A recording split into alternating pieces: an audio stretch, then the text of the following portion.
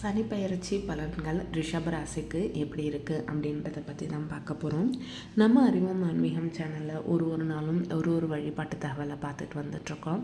அந்த வகையில் இன்றைக்கி நம்ம பார்க்க போகிறது அடுத்த மாதம் நிகழ இருக்கக்கூடிய மார்ச் மாதம் 6ஆம் தேதி நடக்க இருக்கக்கூடிய சனிப்பெயர்ச்சி பலன்களை பற்றி தான் பார்க்க போகிறோம். வாங்க பதிவுக்கு போகலாம். பதிவுக்கு போகிறதுக்கு முன்னாடி நம்ம அறிவோம் ஆன்மீகம் சேனலை இது வரைக்கும் சப்ஸ்கிரைப் பண்ணாதவங்க மறக்காமல் சப்ஸ்கிரைப் பண்ணிடுங்க. இந்த சனிப்பெயர்ச்சி ரிஷப ராசிக்கு கிடைக்கும் பலன்கள், பரிகாரங்கள், வழிபட வேண்டிய தெய்வங்கள், இதை பற்றிலாம் தான் நம்ம இன்றைக்கி பார்க்க போகிறோம். முழுமையாக பார்க்கலாம். ஒவ்வொரு கிரகங்களுக்கும் ஒரு குறிப்பிட்ட கால இடைவெளியில் ஒரு ராசியில் மாற்றம் ஏற்படுது. அந்த வகையில் இப்போ நம்ம பார்க்க போகிறது சனி பயிற்சியோட பலன்கள். கும்பத்திலிருந்து மீனத்துக்கு சனி பகவான் பயிற்சி ஆறாரு. இந்த சனியானது உங்களுக்கு 11வது பாவம் அப்படின்னு சொல்லப்படுது. உங்கள் உழைப்புக்கேற்ற வருமானத்தை கொடுக்கக்கூடிய காலகட்டமாக இருக்குது. சாதிப்பதற்கான காலகட்டமாக இருக்குது அப்படின்னு கூட சொல்லலாம். உங்கள் வாழ்க்கையில் ஒரு பெரிய முன்னேற்றத்தை ஏற்படுத்தும். சனி பகவான் லாபஸ்தானத்தில் இருக்கிறதுனால உங்களுடைய மூத்த சகோதர வழியில் ஒரு ஆதரவு கிடைக்கும்.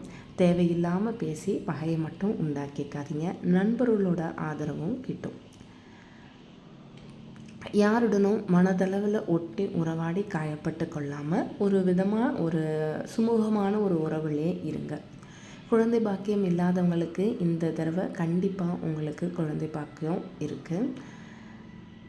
அடுத்தது தொழில் ஸ்தானத்தில் இருக்கவங்க இது ஒரு அற்புதமான காலகட்டம் அப்படின்னு சொல்லலாம். 12 ராசிகளில்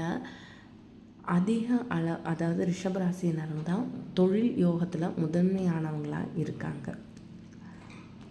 அந்த வகையில் இந்த சனிப்பெயர்ச்சி எல்லா விதத்துலேயும் உங்களுக்கு ஒரு நல்ல இதுவில் தான் பலன்களை தான் கொடுக்க காத்துட்ருக்குது.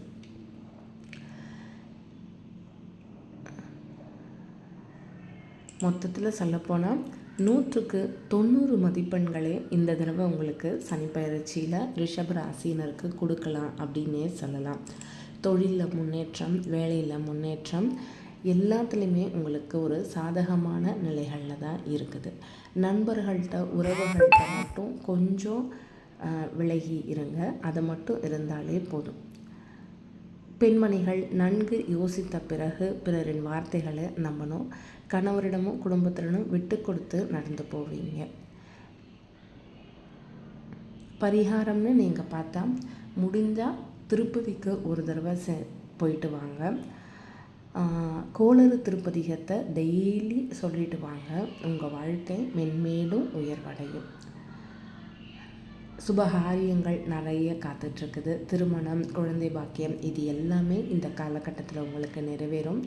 மாணவ மணிகள் கடினமாக உழைத்ததோட பலனாக நல்ல மதிப்பெண்கள் பெறுவீர்கள். வெளியூர் சென்று கல்வி பயிலும் வாய்ப்பு கிடைக்கும். மனக்குழப்பங்களிலிருந்து விடுபடுவீங்க. கலைத்துறையினருங்க கடினமாக உழைத்தால் துறையில் வெற்றி வாகை சூடலாம். இதை மாதிரி எல்லா பலன்களுமே ரிஷபராசிக்கு சாதகமாக தான் இருக்குது. முடிஞ்ச அளவுக்கு ஒரு தடவையாவது திருப்பதி போயிட்டு வாங்க. கோளறு பதிகத்தை டெய்லி படிச்சுட்டு வாங்க. உங்களுக்கு அனைத்து விதமான பலன்களும் விரைவில் கிடைக்கும். இந்த பதிவு உங்களுக்கு பிடிச்சிருக்கும்னு நம்புகிறேன். பதிவு பிடிச்சிருந்துச்சு அப்படின்னா நம்ம அறிவோம் ஆன்மீகம் சேனலை மறக்காமல் கமெண்ட் பண்ணுங்கள், ஷேர் பண்ணுங்கள், சப்ஸ்கிரைப் பண்ணுங்கள். வாழ்க வளமுடன்.